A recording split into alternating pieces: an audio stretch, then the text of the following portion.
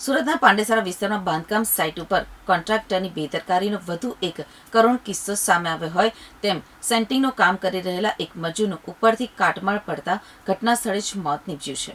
સુરતના પાંડેસરાના અંબિકાનગર વિસ્તારમાં આવેલા એક કોમર્શિયલ બિલ્ડિંગમાં દાદર તોડવાની કામગીરી દરમિયાન ગંભીર અકસ્માત સર્જાયો હતો.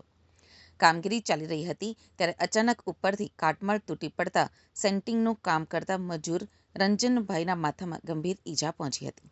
ઈજા એટલી ગંભીર હતી કે તેમનું ઘટના સ્થળે જ કરુણ મોત નીપજ્યું હતું.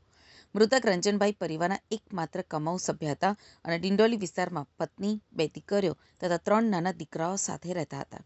તેમના અચાનક નિધનથી પરિવાર ઉપર આભ ફાટી પડ્યું છે અને 5 સંતાનોએ પિતાની છત્રછાયા ગુમાવી છે.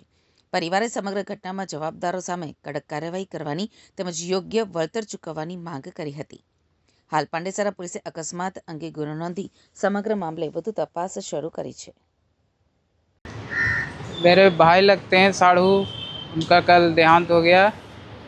पंडेसरा अंबिका नगर में काम कर रहे थे। वो बोल रहा था कि छज्जी का सेंटिंग मार रहा था। पीछे दीवार था, पुराना मकान था, तो छज्जी कील ठोकने में वो छज्जी गिर गया, लेके दीवार में टकरा गया, तो कहीं निकलने का जगह नहीं मिला। तो बोलता है कि ऐसा ऐसा हो गया। हम लोग के पास 7 बजे कॉल किया कि हाँ भाई ऐसा हुआ, हम लोग काम पे थे, यही मालूम पड़ा। तो पहले बोला कि अंबिका नगर आओ, तो हम लोग अंबिका नगर जा रहे थे। फिर बोला सिविल आओ, तो सिविल आए, तो इधर बोला कि डेड है।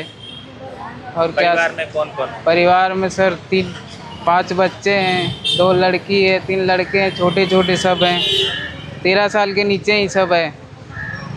अभी सब 18 तारीख को पिछले शनिवार को गाँव गए हैं, उसको गांव ले जाना है। परिवार बुला रहा है कि लेके आओ भाई डेड बॉडी मेरा।